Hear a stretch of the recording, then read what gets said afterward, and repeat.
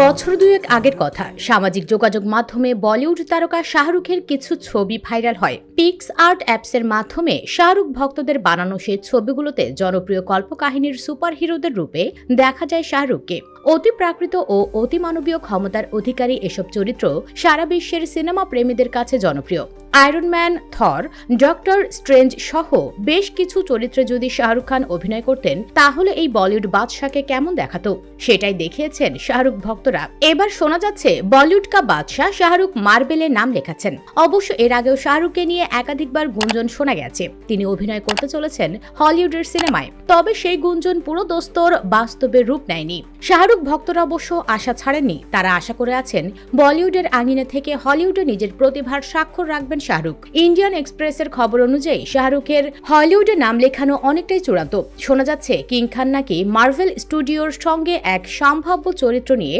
প্রাথমিক কথাবার্তা বলছেন। এমন খবর সামনে আসতেই বলিউড থেকে হলিউড সর্বত্র আলোচনা শুরু হয়েছে। ভক্তদের মনে একটাই প্রশ্ন, এবার কি তবে শাহরুখ মার্ভেলের সুপারহিরো?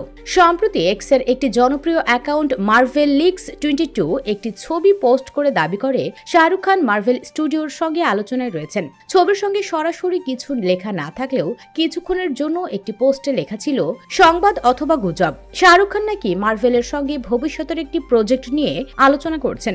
অবশ্য পরে পোস্টটি ডিলিট করা হয়, কিন্তু শাহরুখ ভক্তরা এ নিয়ে চর্চা শুরু করেছেন সামাজিক যোগাযোগ মাধ্যমে। এই গুঞ্জনে এর আগে নতুন মাত্রা যোগ করেছিলেন অ্যান্থনি ম্যাকি, যিনি এখন মার্ভেলের নতুন ক্যাপ্টেন আমেরিকা।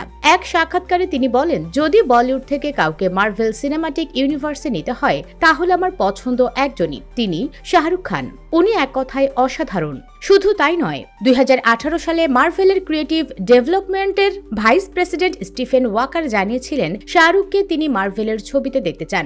এদিকে 2023 সালে দ্য মার্ভেলস সিনেমার পরিচালক নিয়া ডিকস্টাও শাহরুখের ভূয়সী প্রশংসা করে বলেছিলেন শাহরুখ খান একজন কিংবদন্তি। তাই না? বলে নেওয়া ভালো, খোদ শাহরুখ হলিউড নিয়ে খুব বেশি আশাবাদী নন। 2008 সালের বার্লিন চলচ্চিত্র উৎসবের আগে শাহরুখ বলেছিলেন যে তিনি পশ্চিমা চলচ্চিত্রের জন্য যথেষ্ট প্রতিভাবান নন। তিনি এটাও বলেছিলেন যে তিনি কুংফু ও সালসা জানেন না এবং তিনি যথেষ্ট লম্বাও নন। এমনকি তিনি বলেছিলেন যে বলিউডে একজন অভিনেতা হিসেবে তিনি যে ধরনের অভ্যর্থনা পেয়েছেন তাতে তিনি বিস্মিত, কৃতজ্ঞ।